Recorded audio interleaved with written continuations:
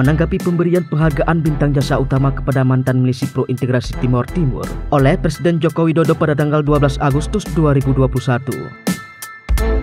Deputi Rektur Amnesty International Indonesia Wira Adiwena mengatakan, pemberian tanda jasa kepada Enrique Guterres, seorang mantan komandan milisi yang diduga terlibat langsung dalam kasus kejahatan terhadap kemanusiaan di Timor Leste pada tahun 1999 adalah bentuk pengabaian yang luar biasa terhadap hak asasi manusia oleh pemerintah Indonesia.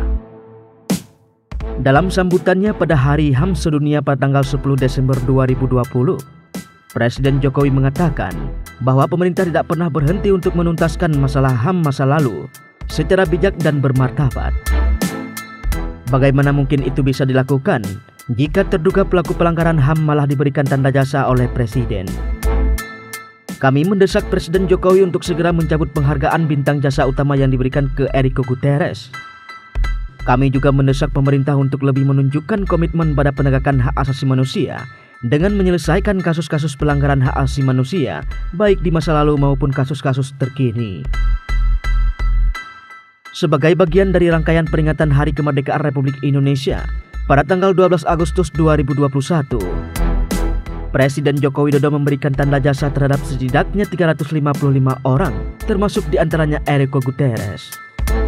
Pada bulan Desember 2020, Enrique juga menjadi salah satu dari 11.485 mantan milisi pro integrasi Timor Timur yang diberi piagam Patriot Bela Negara oleh Menteri Pertahanan Prabowo Subianto.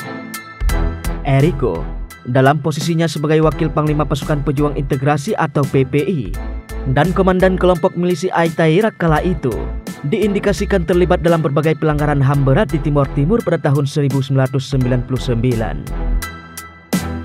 Pada tanggal 27 November 2002, Pengadilan Negeri HAM ad hoc di Pengadilan Negeri Jakarta Pusat menjatuhkan vonis 10 tahun terhadap Enrique atas keterlibatannya serangan milisi Aitarak ke rumah Manuel Vegas, seorang pemimpin gerakan kemerdekaan Timor Timur pada tanggal 17 April 1999.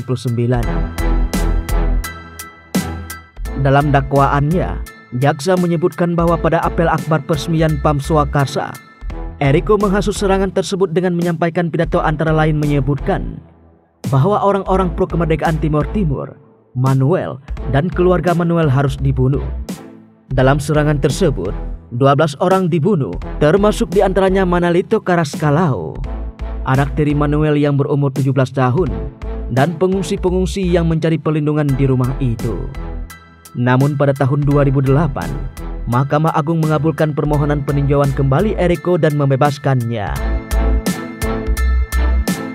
Laporan Komisi Pengakuan, Kebenaran, dan Rekonsiliasi Timor Leste juga menyebutkan Enrique sebagai salah satu pelaku utama pembantaian di Gereja Likuika Timor Timur yang terjadi pada 6 April 1999.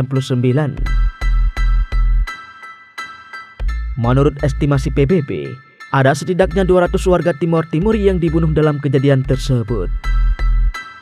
Enrique belum pernah dibawa ke pengadilan atas kasus tersebut. 3 terdakwa yang diadili oleh Pengadilan Negeri HAM ad hoc terkait kasus Gereja Likuika, Asep Kuswani, mantan Komandan Distrik Militer 1636, Adios Salova, mantan Kapolres Likuika, dan Leoneto Martins, mantan Bupati Distrik Likuika, semuanya divonis bebas pada tanggal 29 November 2022. Dalam observasinya tentang Indonesia pada tahun 2008, Komite Menentang Penyiksaan PBB menyatakan keprihatinannya bahwa tidak ada satupun terdakwa dalam kasus pelanggaran HAM berat di Timor Timur dinyatakan bersalah. Komite merekomendasikan kepada negara untuk merevisi legislasi tentang pengadilan HAM karena pengadilan-pengadilan tersebut kesulitan memenuhi mandatnya yang berakibat impunitas untuk pelaku pelanggaran HAM berat. Amnesty mengingatkan bahwa bentuk atau tindakan kejahatan terhadap kemanusiaan yang terjadi secara meluas atau sistematis terhadap penduduk sipil seperti di antara lainnya penyiksaan dan pembunuhan di luar hukum juga dapat melanggar hak asasi manusia dan tidak sejalan dengan instrumen HAM internasional, termasuk Kovenan Internasional tentang Hak Sipil dan Politik. Amnesty International Indonesia juga menuliskan surat terbuka kepada Presiden Joko Widodo untuk menyatakan keberatan atas pemberian bintang jasa utama kepada Enrique Guterres. Enrique Guterres adalah sosok orang Timor Leste yang dianggap berbahaya bagi PBB namun tidak bagi Indonesia. Dia adalah seorang milisi yang berjuang untuk Indonesia, meski terkenal sangat kejam. Dikutip dari sebuah sumber, Enrique Guterres menentang pemungutan suara kemerdekaan di Timor Leste pada tahun 1999. Kemudian dia juga membunuh 3 pekerja bantuan dalam serangan massa di kantor Komisaris Tinggi PBB untuk pengungsian UNHCR di kota Atambua yang berbatasan dengan Timor Barat. Pembunuhan tersebut memicu kecaman internasional terhadap Indonesia.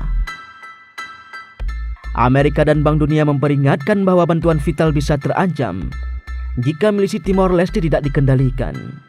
Alhasil, Enrique Guterres harus ditangkap dan diserahkan ke PBB untuk diadili. Enrique Guterres ditangkap setelah ada cukup bukti baginya untuk menjadi tersangka perusakan dan pembakaran kantor UNHCR di Atambua. Begitu kata senior polisi Sub Saleh Saaf.